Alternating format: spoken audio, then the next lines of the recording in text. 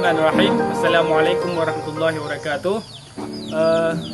Alhamdulillah, untuk hari ini kami akan berbagi sedekah pangan Ramadan di Kabupaten Aceh Jaya yang bertepatan di Sarah Raya, di Kampung Sarah Raya, yang mana target kami insyaAllah hari ini yaitu mulai dari anak-anak yatim, lansia, dan orang-orang kurang mampu. Kawan-kawan mau lihat keseruan kami? Let's go, come on. Subhanallah,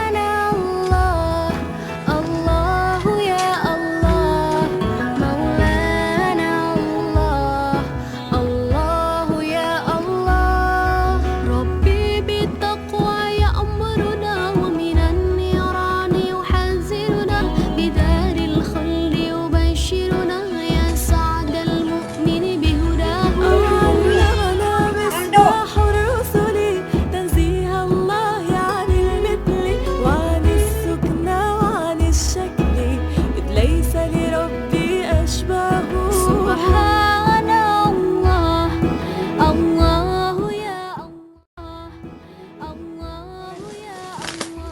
Alhamdulillah, anin lanjut Tuhan mudah rezeki berkuat redap dalam iman. Ayo, ya. Nikah alhamdulillah.